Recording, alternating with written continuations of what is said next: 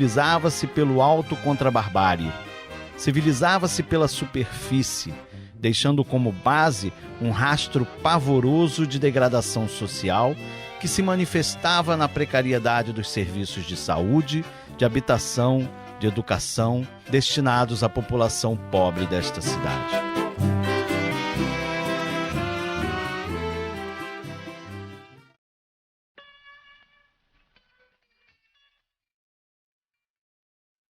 Confrontando a imagem desejável da cidade moderna com o horror representado pela malta dos desocupados e dos sem eira nem beira, que enfermavam a cidade, os reformadores sociais ao longo das décadas de 1910 e 1920 pretenderam conter e enquadrar este cenário ameaçador.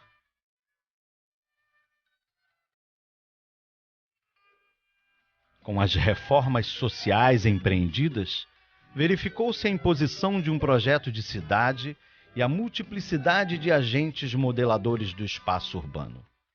A crise política da República recém-instituída repercutiu de maneira significativa na capital federal, produzindo uma onda de rebeldia que se espairou em diversos movimentos que eclodiram no espaço urbano carioca, a exemplo da revolta da Armada, da revolta da Chibata, da revolta da Vacina, das revoltas anarquistas de 1918 e, para não esquecermos, o levante do Forte de Copacabana em 1922, de inspiração tenentista, que resultou na decretação do estado de sítio pelo governo Arthur Bernardes.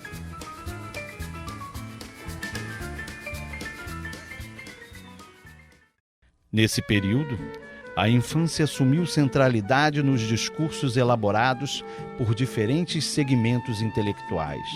Velar pela criança, assegurando-lhe proteção e cuidado, através de programas assistenciais e regeneradores, constituía-se numa possibilidade de se manter o controle e a vigilância sobre as condições de abandono e da criminalidade a que os meninos e as meninas das classes perigosas estavam assujeitados.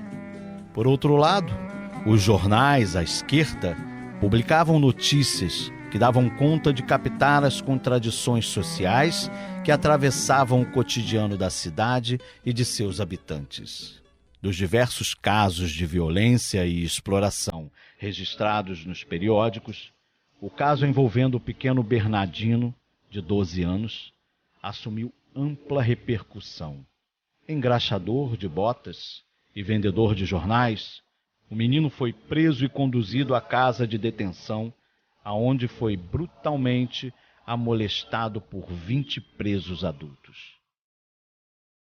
Com a atuação direcionada a salvar a infância, renovar a sociedade e reintegrar o pudor e os sentimentos, foram desenvolvidos um amplo movimento assistencial, com destaque para as medidas encampadas pelo Instituto de Proteção e Assistência à Infância, pela Liga Brasileira contra a Tuberculose e pelo Patronato de Menores, desde o início do século XX. Essas instituições pretendiam prevenir, proteger, tratar, higienizar e curar as crianças e suas famílias num movimento que se propagou pelos diferentes estados do país. Quanto à importância do trabalho, esse encontrou respaldo nas famílias que lançavam mão, como medida de sobrevivência, dos pequenos expedientes no comércio e especialmente nas indústrias, onde era comum encontrar crianças operando máquinas em linha de produção com salários baixíssimos. No quadriênio das administrações do presidente da República Washington Luiz e do prefeito Antônio Prado Júnior, de 1926 a 1930, foi elaborado o plano urbanístico para a cidade, concebido pelo arquiteto francês Alfred Agache, concomitante com a reforma da instrução pública e a aprovação no Senado do Código de Menores de 1927. Através das reformas realizadas pela Diretoria-Geral de Instrução Pública durante a década de 1920, pretendeu-se introduzir ideias e técnicas novas, como os métodos ativos, a adoção dos testes, a adaptação do ensino às fases de desenvolvimento e às variações individuais da criança, ou que trouxessem, na reorganização das estruturas ou no processo de ensino, o selo da novidade.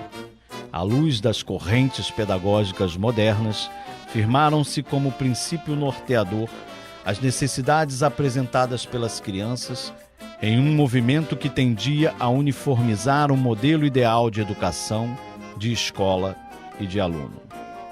A criação de escolas públicas em prédios do poder municipal, juntamente com os programas de habitação, de medicalização da família e o combate ao alcoolismo, fazia parte de um conjunto de medidas de disciplinarização social.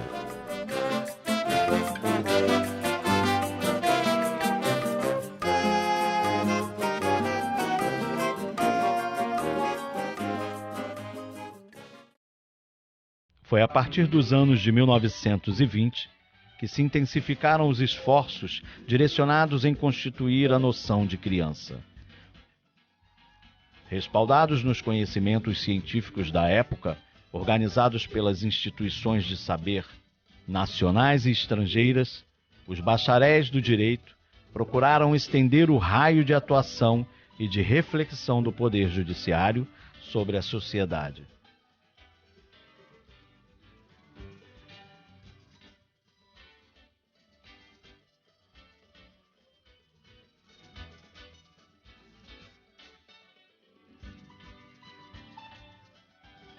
Em consonância com estes debates, foi promulgado a 12 de outubro de 1927 o Código de Menores, primeira legislação brasileira direcionada à infância. O Código firmava os dispositivos gerais das leis de assistência e de proteção à infância para todo o território nacional. Quando da aprovação do Código de Menores de 1927, o Distrito Federal já contava desde 2 de fevereiro de 1924 com o primeiro juízo privativo de menores abandonados e delinquentes do país e da América do Sul. Para o cargo foi nomeado bacharel em Direito e idealizador do projeto do Código, José Cândido de Melo Matos. Com instalação provisória e modesta no Instituto de Surdos e Mudos, a Rua das Laranjeiras, o juízo privativo iniciou suas atividades, contando com a atuação do juiz e reduzido número de pessoal que se desdobrava em diferentes atividades. Quanto aos institutos disciplinares, preconizava-se a criação de escolas destinadas ao atendimento dos abandonados e delinquentes. Para isso, as escolas foram concebidas em dois tipos: de preservação e de reforma. Como de preservação, compreendiam as escolas indicadas para os menores abandonados, mas não corrompidos. Como de reforma, as que recolheriam os menores delinquentes e viciosos. Por ocasião da criação do juízo, o Distrito Federal contava com um número reduzido de instituições, a exemplo da Escola Premonitória 15 de Novembro, da Casa de Preservação para Menores do Sexo Masculino e a Casa de Prevenção e Reforma, Escola Alfredo Pinto, para menores do sexo feminino.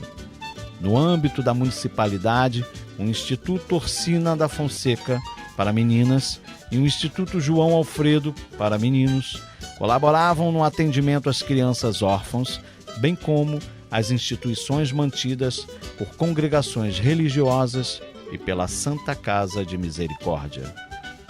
Nesse contexto, essas instituições assumiram um caráter moralizador e higiênico dos comportamentos, envolvendo a compatibilidade de gênero, especialmente em sua parte prática.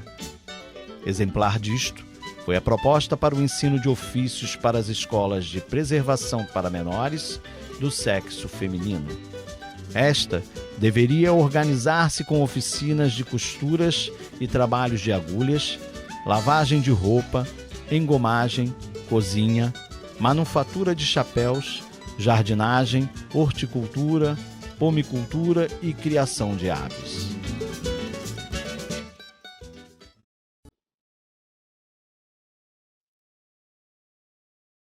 Se, por um lado, a criação das instituições e a aprovação da lei representaram a possibilidade de se assegurar a legitimidade das medidas tutelares organizadas pelo Estado, por outro lado, não significou sua efetivação na resolução dos problemas relacionados à produção do abandono e da criminalidade à infância pobre.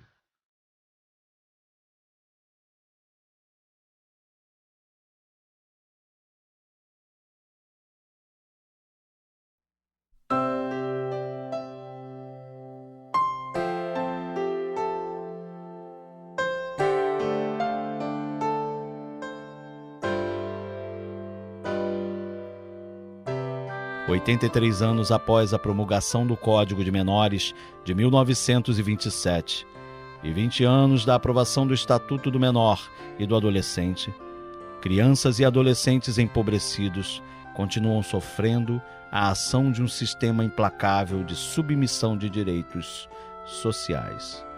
Avareza, cobiça, perversão e lucro definem o caráter das desigualdades e o tamanho das exclusões desses tantos meninos e meninas do Brasil.